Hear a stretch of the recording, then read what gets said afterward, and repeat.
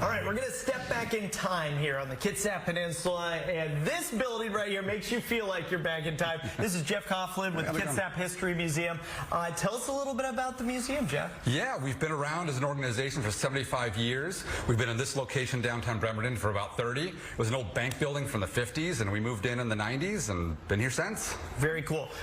I wanted to show off this room because this room is kind of special. This is a kind of a rotating exhibit. Tell us a little bit about this. It is. Right now, this exhibit is called Journey to Kitsap. It focuses on the history of immigration to the Kitsap Peninsula.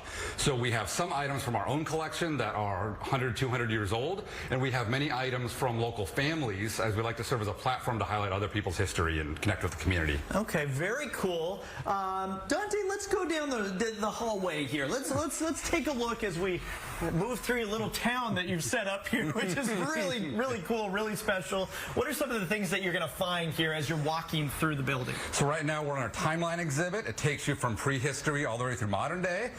This area is our exhibit on farming and homesteading. And so we have a lot of interactive exhibits, like an actual old antique stove that you can play with, open. Kids love getting into it. I'll tell you, they don't make them like they used to do. No, sturdy, very sturdy. Yeah. You can come over here and pick some strawberries and find out what it was like back in the day to get 10 cents a pound strawberries. History of the ferry system in Kitsap. What is special about the history of the Kitsap Peninsula that may be a little bit different than other spots? You know, I think it's just a mixture of everything. You have a really rich history with indigenous people on the peninsula. You have the whole history of colonization. You have, as you walk in here, the history of World War II in the shipyard in Bremerton. Okay, let's check that out here. Yeah. And so you really just have this rich naval history as well that highlights Bremerton as a town. And that's just, it's been a big part of our culture for a long time. Okay, very cool. And you also have some really neat hands-on stuff. And something you were really proud of that you wanted to show us is this right over here. Tell us a little bit about the big switchboard. Yeah, that's our hands-on area, so you can touch anything in this room, play with it. This is an actual still working antique switchboard. It came out of Silverdale.